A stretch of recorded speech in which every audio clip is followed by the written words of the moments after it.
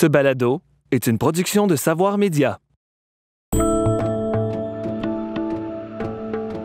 Bonjour et bienvenue à Faits biodivers. Durant cet épisode, nous discuterons des espèces en péril près de chez nous, dans les milieux habités du sud du Québec. Je m'appelle Alexandre Shields, je suis journaliste spécialisé en environnement et je vous présente la série de balados Faits biodivers qui s'intéresse à divers enjeux liés à la biodiversité d'ici et d'ailleurs. Le développement urbain et industriel au Québec représente une menace significative pour la biodiversité et pour des espèces qui symbolisent très bien les enjeux de protection des milieux naturels. J'ai nommé la rainette faugrillon et le chevalier cuivré. Pour aborder ces questions-là et plusieurs autres, on discute avec le biologiste Alain Branchaud, le directeur général au Québec de la Société pour la nature et les parcs, aussi appelée la SNAP. Ces espèces ont en effet le malheur de vivre dans la grande région de Montréal. Leur habitat subit donc d'énormes pressions liées à l'étalement urbain et au développement de grands projets. Ces espèces, qui sont toutes menacées, sont pourtant légalement protégées par les lois fédérales et provinciales. Mais ça ne signifie pas que les gouvernements font le nécessaire pour éviter leur déclin, voire leur éventuelle disparition. En quoi est-ce que la protection de ces espèces est importante? Qu'est-ce qu'elle nous révèle sur la protection des milieux naturels? Et surtout, comment est-ce qu'on peut concilier le développement et la protection des espèces menacées par l'expansion des grands centres urbains comme la région de Montréal? Donc, Alain Branchaud, bonjour. Bonjour. D'entrée de jeu, ce n'est pas un secret pour personne que l'ampleur de la perte de milieux naturels dans la grande région de Montréal, au cours des dernières décennies, elle a été très importante, très significative. Qu'est-ce qui a été, à votre avis, le principal moteur de cette perte de milieux naturels-là dans la région de Montréal? Dans les dernières décennies, c'est vraiment l'expansion urbaine qui a été le facteur le plus déterminant. À l'échelle mondiale, la principale cause du déclin de la biodiversité, de la diversité biologique, c'est vraiment la perte d'habitat.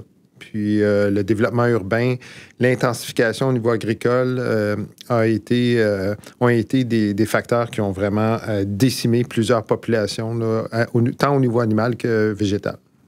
Et si on regarde des cas spécifiques d'espèces qui ont été touchées par le déclin des milieux naturels, on peut penser à la rainette faugrillon, qui est un cas d'espèce, si on veut, là, dans ce cas-là. Qu'est-ce qui s'est passé précisément pour que cette espèce-là soit aujourd'hui aussi menacée au Québec?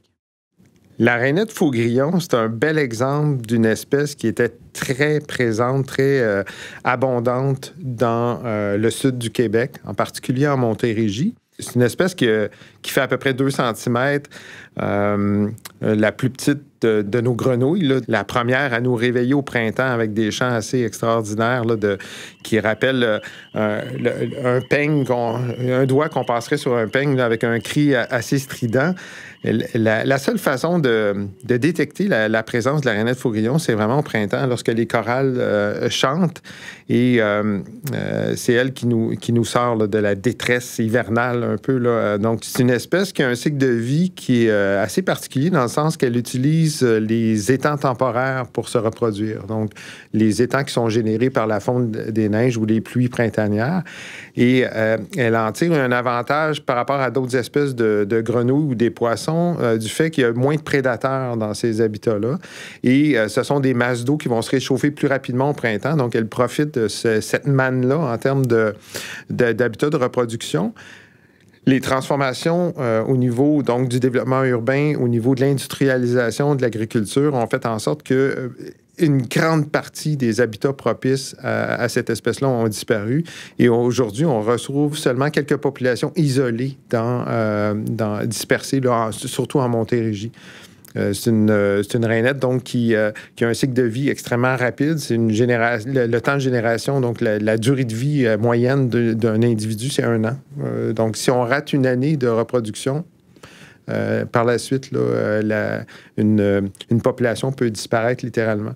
Et les enjeux de connectivité pour cette espèce-là, entre les étangs et les différentes populations, sont fondamentales pour faire en sorte qu'on puisse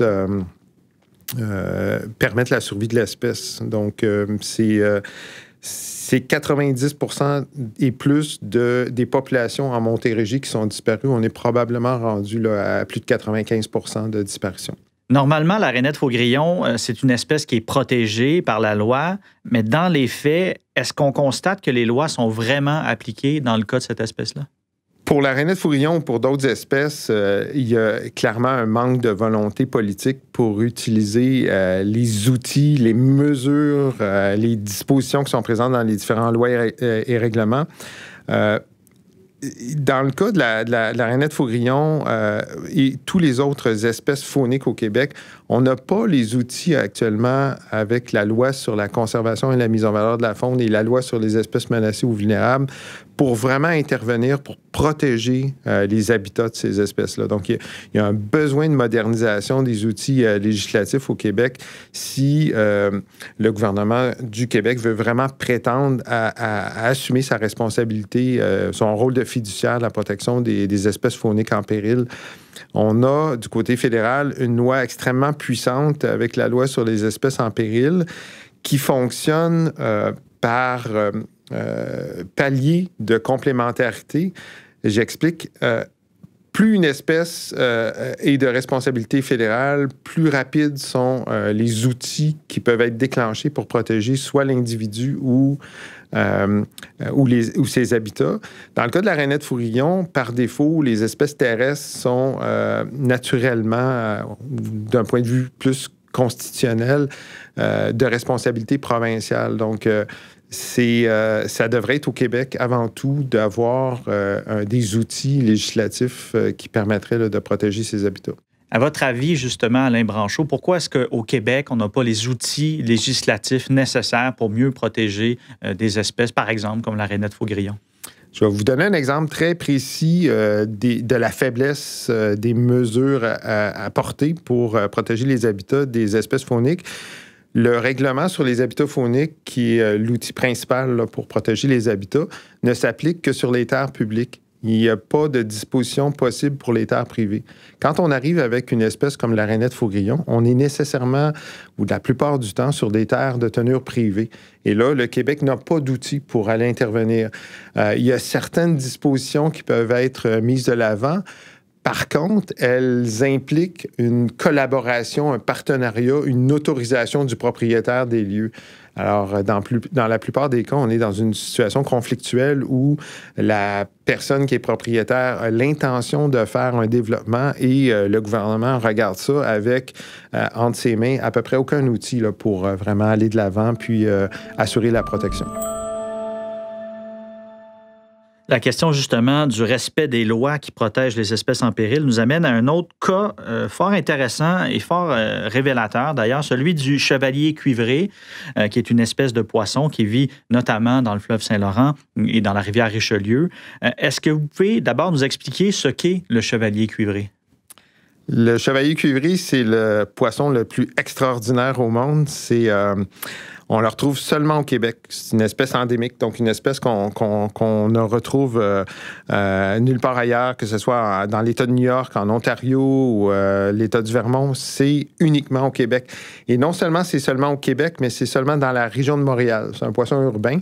Son aire de distribution mondiale historique, c'est du lac Saint-Louis au lac Saint-Pierre, donc 2 élargissements du fleuve Saint-Laurent et quelques tributaires là, qui jettent dans ce tronçon du fleuve Saint-Laurent.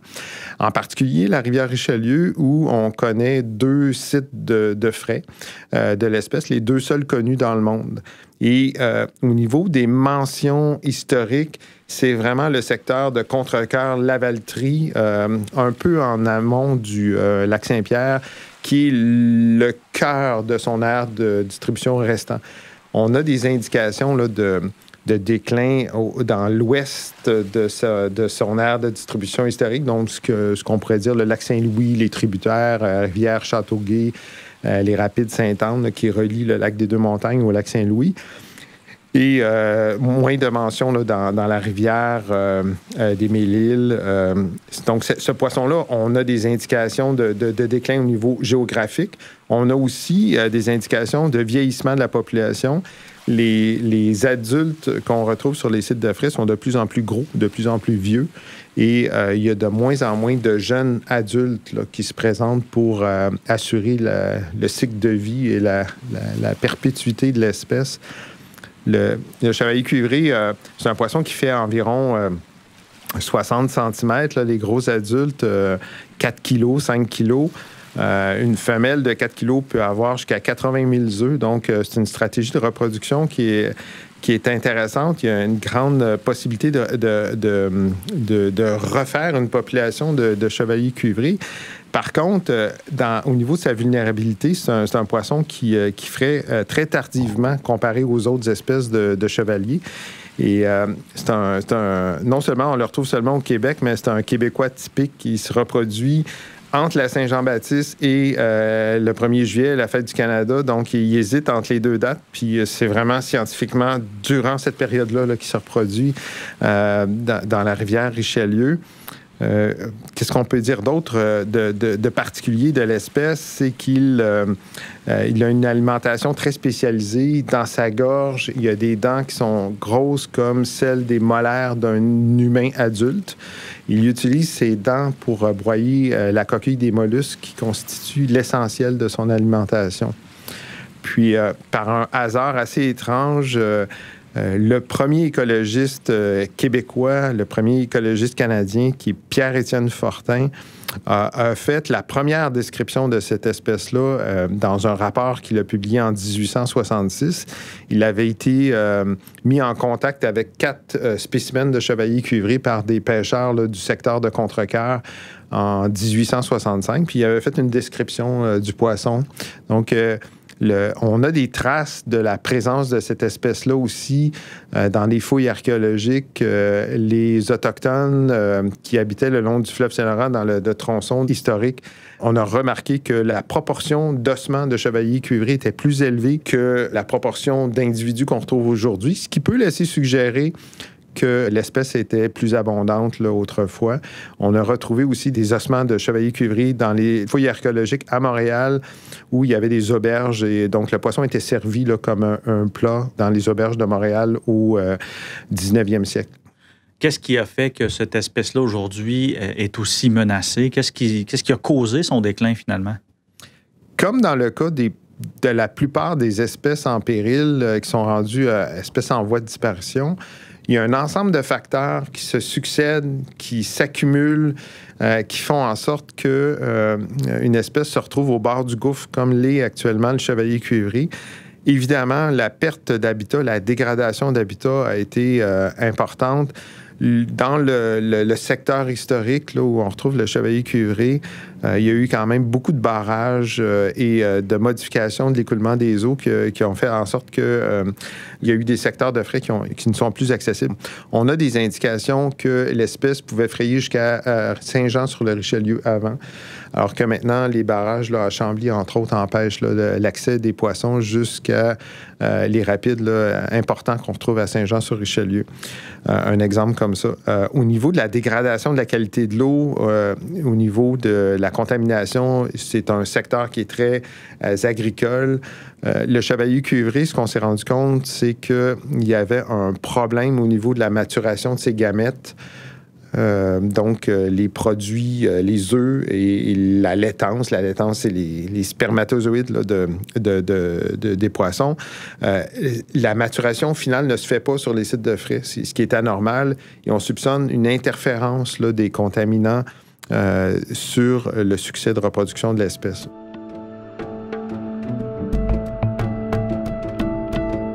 Si on parle de l'aréna de Faugrillon, du chevalier cuivré ou encore de la couleuvre brune, de quoi est-ce qu'on parle ou à quoi on peut penser comme service que ces espèces-là nous rendent en quelque sorte? Donc, de comment on peut évaluer leur importance dans l'écosystème, notamment même pour les êtres humains? C'est la grande question sur le caractère utilitaire des espèces. On peut On peut trouver plein de justifications utilitaires. Par exemple, pour le chevalier cuivré, c'est une espèce qui est spécialisée pour se nourrir de mollusques. On pourrait facilement imaginer une espèce envahissante d'escargots qui arrive dans le fleuve Saint-Laurent qui pourrait causer des dommages importants aux écosystèmes, aux différentes communautés animales. Et que le chevalier cuivré serait le grand sauveur là, de l'écosystème à cause de son mode d'alimentation. Et l'espèce bénéficierait là, de cette espèce envahissante. On l'a vu d'ailleurs dans le dossier là, avec la moule zébrée que ça a occasionné des dommages économiques importants là, dans le système des Grands Lacs du fleuve Saint-Laurent. Le chevalier cuivré mange de la moule zébrée, mais il n'est pas nécessairement équipé au niveau de sa bouche pour arracher la moule zébrée. Donc, c'est pas une espèce là, qui est très importante dans son alimentation. Dans le cas de la rainette faugrillon, on pourrait facilement imaginer là, qu'une maladie transmise par des moustiques pourrait être combattue parce que cette espèce-là va se nourrir de moustiques et tout. Et donc, on peut toujours essayer de justifier ces éléments-là, mais je pense qu'il faut de plus en plus regarder ça comme la biodiversité et les espèces qui composent cette diversité-là comme ayant une valeur intrinsèque. Et c'est intéressant de voir les derniers jugements, en particulier en Cour fédérale avec la loi sur les espèces en péril, qui ont justement été dans ce sens-là. Tout ce qui a entouré la saga là, de la protection des habitats de la rainette faugrillon à la prairie. La Cour a maintenant statué que la rainette faugrillon et les différentes espèces en péril constituent une valeur sociétale fondamentale au Canada. Ce qui est un pas incroyable pour justement arrêter d'essayer de justifier constamment le côté utilitaire des espèces. Les espèces en péril, les différentes espèces ont un droit à occuper un territoire, ont un droit à avoir un habitat. Et c'est maintenant, avec le refus de la Cour suprême en 2020 d'entendre le dernier recours là, d'un promoteur dans le dossier de la prairie, cet élément-là fait maintenant partie de la jurisprudence. Détruire un habitat essentiel d'une espèce en péril, c'est un crime. Donc, c'est considéré comme une activité criminelle. Donc, en droit criminel, c'est valide. La possibilité pour le gouvernement fédéral d'intervenir sur des terres privées, sur des terres fédérales, sur des terres provinciales est maintenant allouée donc par ces jugements-là. Et d'empêcher un développement domiciliaire sur un habitat d'une espèce en péril, ce n'est plus considéré comme une expropriation déguisée. Donc, ces éléments-là sont venus conforter les différents groupes, les différentes personnes qui veulent protéger la biodiversité, que les espèces ont une valeur intrinsèque.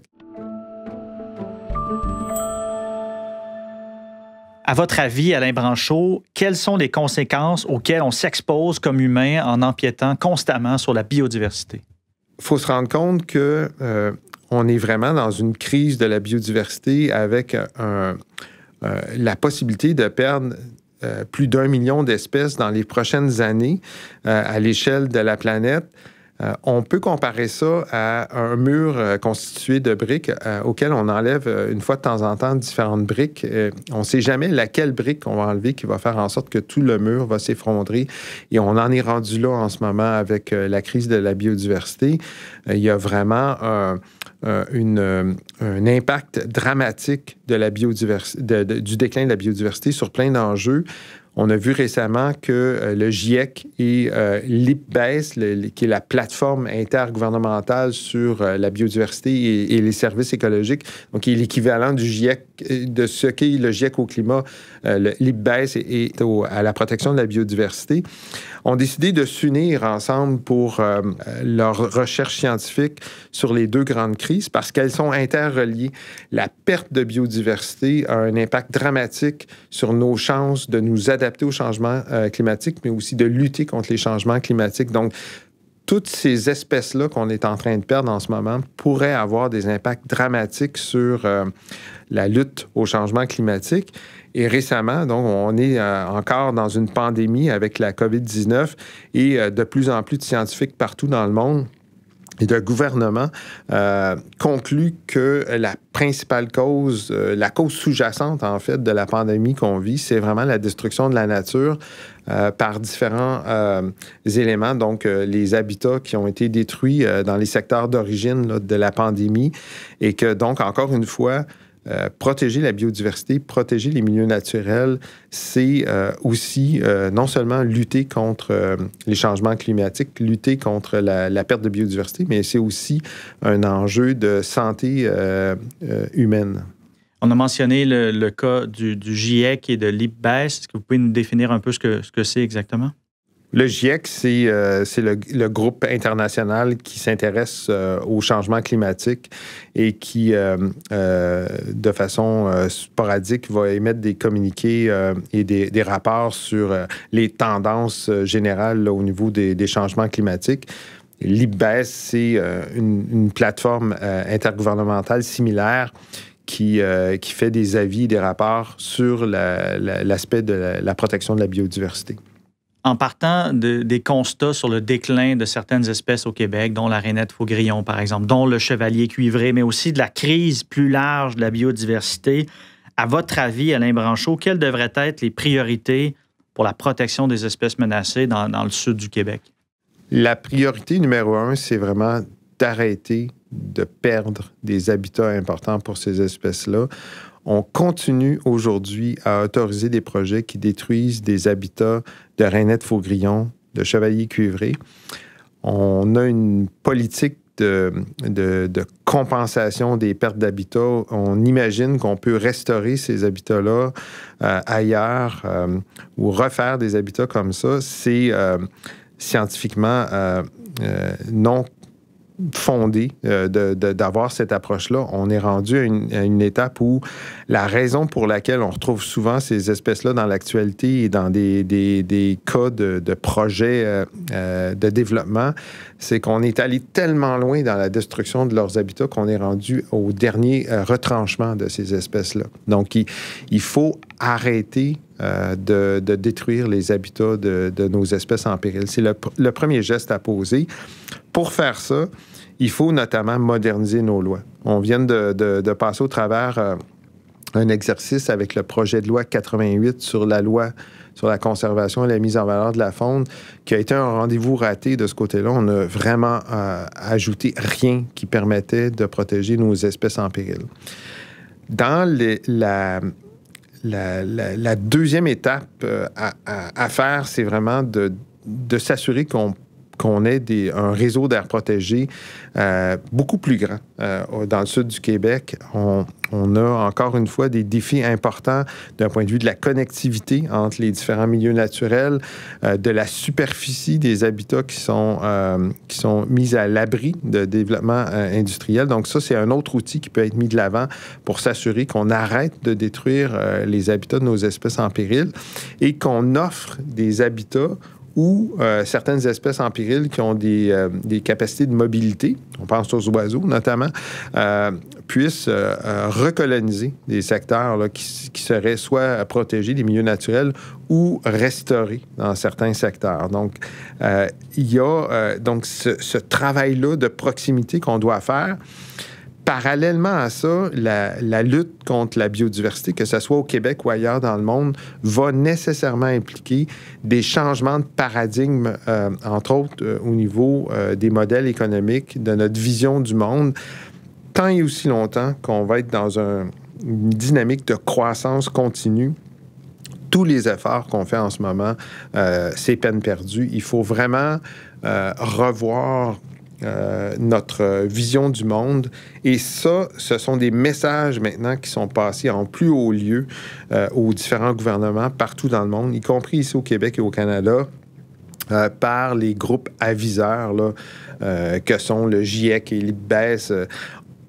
Sans une transformation profonde de notre mode de consommation, on aura beau mettre les meilleures lois, on aura beau avoir les meilleurs outils technologiques et les meilleures approches au niveau de la protection des espèces en péril, ultimement, on va perdre tous les habitats qui supportent les espèces en péril. Donc, il y a plein d'éléments qu'on doit faire, mais à l'échelle locale, arrêter de détruire les habitats et à l'échelle plus globale, revoir vraiment notre façon d'être en relation avec la Terre.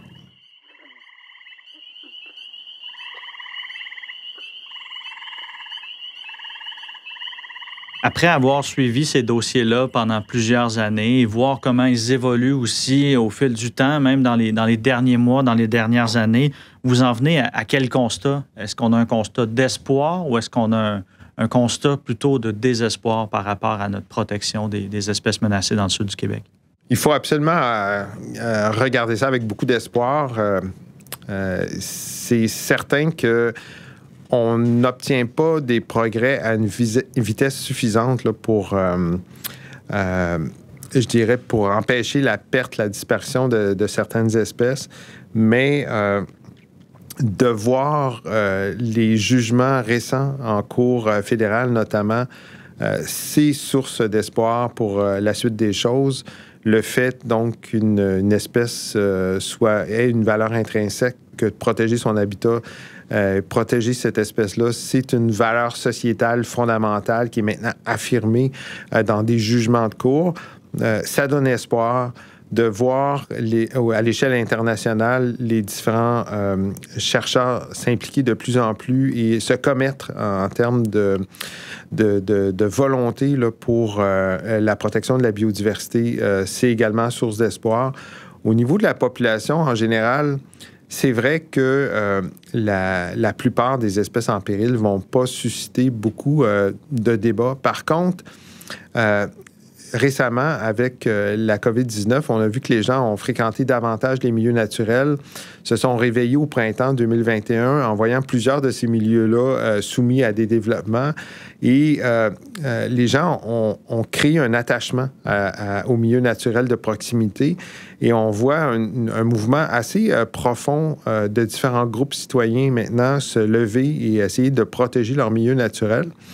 Les groupes environnementaux, que ce soit au Québec ou ailleurs dans le monde, se sont professionnalisés, occupent des niches particulières, sont mieux financés qu'ils étaient avant, ont donc réussi à avoir une influence assez déterminante sur plusieurs sphères là, de la société, entre autres au niveau des investissements pour tout ce qui est de la lutte au changement climatique. C'est un autre volet qui est en train d'être développé aussi au niveau de la biodiversité. Donc, il y a plein d'endroits où il y a des sources d'espoir. Ultimement, il va falloir que la protection de la nature devienne une valeur fondamentale pour les individus. C'est avec l'émotion qu'on va vraiment créer un mouvement de solidarité envers la protection de la biodiversité. Et je pense qu'il y a eu peut-être une erreur de vouloir trop expliquer ce qu'était la biodiversité et peut-être moins de mettre en contact les gens avec les merveilles du vivant sur la Terre. Donc, on est peut-être plus maintenant rendu dans cette approche de communication où l'expérience des gens de voir un chevalier cuivré, de voir un beluga, de voir une belle fleur, l'expérience est peut-être plus importante que de connaître son nom. Alain Branchaud, merci beaucoup pour cette démonstration très claire des menaces qui pèsent sur la biodiversité qui est tout près de nous, des défis aussi qui nous attendent pour mieux la protéger et aussi, en terminant, de l'importance de se reconnecter avec la nature. Merci. Au plaisir. Dans le prochain épisode, nous allons discuter de la biodiversité dans les océans de la planète, une richesse essentielle pour toute la vie sur Terre. Cet épisode de Faits biodivers accueillait Alain Branchaud, directeur général de la Société pour la nature et les parcs du Canada, section Québec. Au contenu et à l'animation, Alexandre Shields. À la réalisation, Marie-Hélène Frenette-Assad. L'idée originale est de Hélène Lorrain, qui en assume également la production déléguée, et Nadine Dufour, la production exécutive. La musique provient de BAM Music Library. Fait biodivers est une balado-diffusion de Savoir Média produite avec la participation financière du gouvernement du Québec.